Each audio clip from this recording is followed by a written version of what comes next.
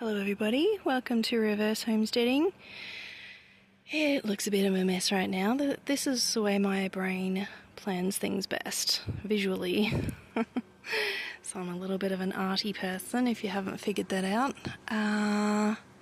Most of how I do that is plants and a little bit of wool, but anyway, I digress. This area is where I'm going to have most of my garden beds because that's where most of the sun is.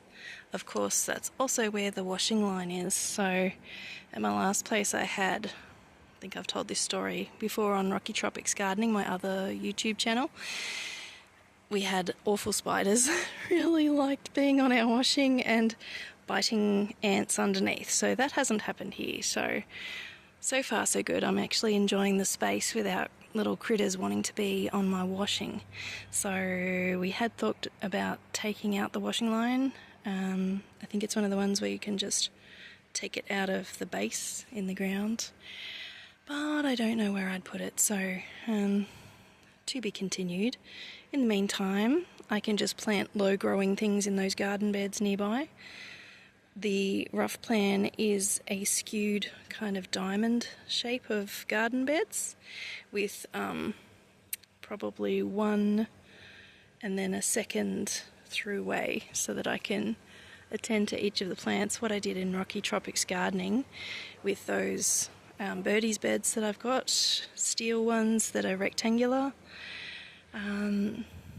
Yeah, I did them with a trellis running alongside 2 or 3 beds all in a row, and then you can sort of just trellis whatever's in each bed and it can overflow into the next bed, and it doesn't really matter because all the beds are up next to each other.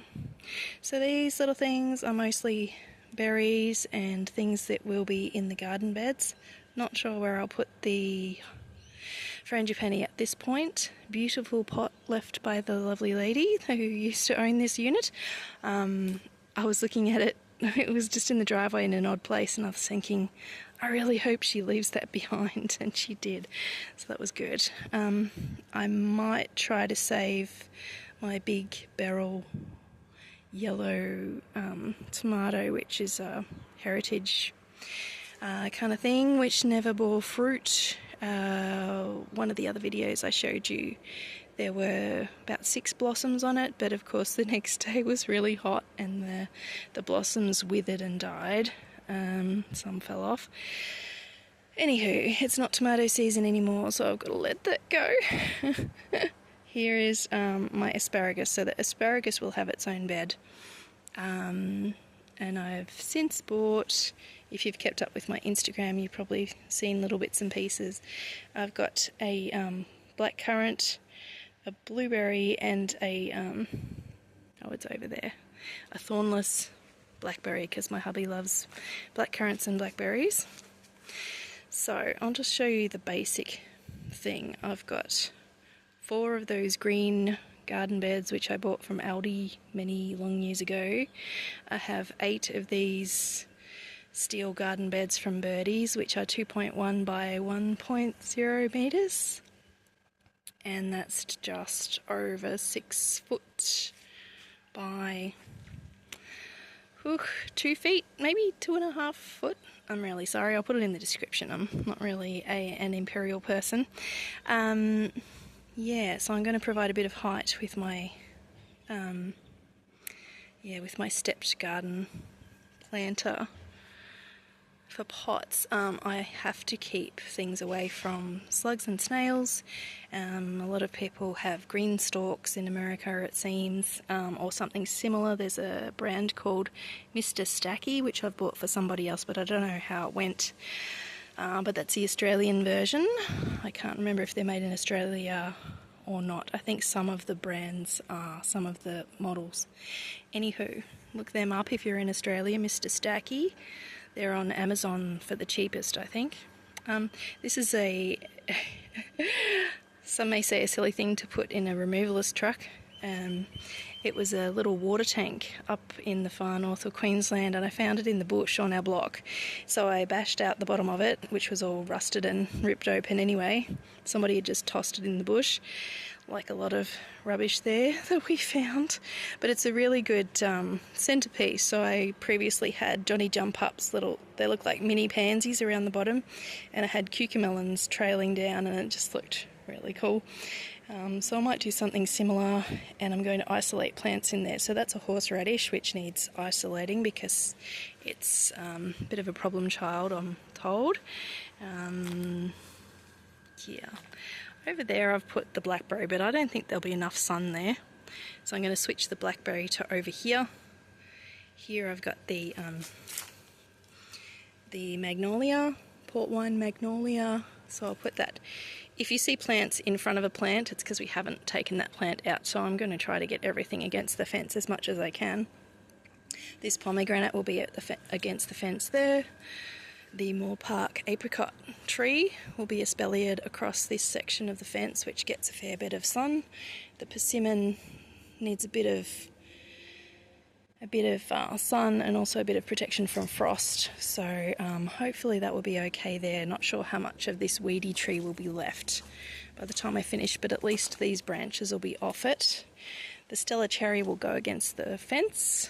This umbrella tree will be gone, leaving space for this nectarine, which is a full-size nectarine. I used to have a nectarzine nectarine years ago before I moved from Victoria to New South Wales when my kids were very young, and they are about double the price now for a dwarf fruit tree here in Melbourne. It's very sad.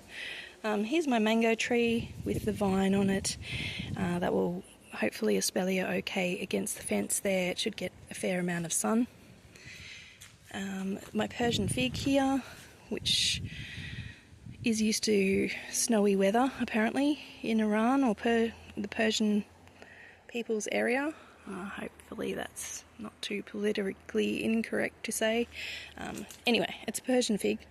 This is my pink frangipani with the yellow in the centre. I'm still not sure if I will have chickens in there. Possibly not at this stage, but this will need frost protection, so the overhanging trees will help it a little bit if I forget to cover it up. Same with this one, that's another pink frangipani. This area is still waiting for the compost to be really sorted out. These particular things here will stay in pots, the dragon fruit cuttings, that sort of thing. These are the two native frangipanis, so this callistemon, this native plant, will be taken out hopefully soon.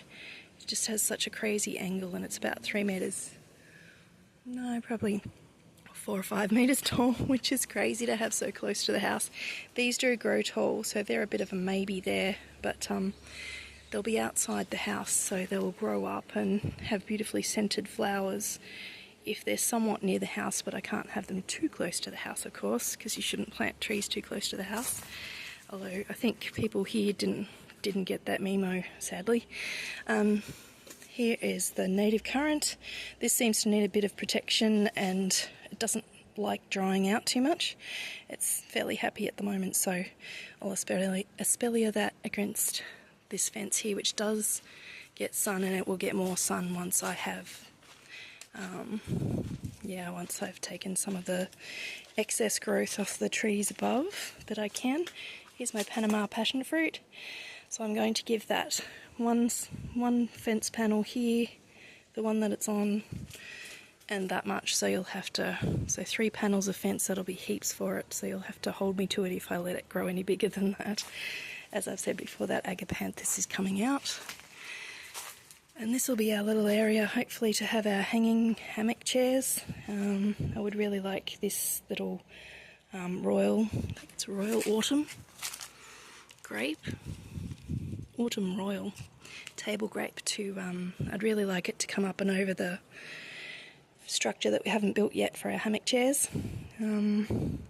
If not, I'll just put it, if that project is a little way off, I'm going to put it against the fence here, which should get enough sun for it and a bit of protection in the winter time.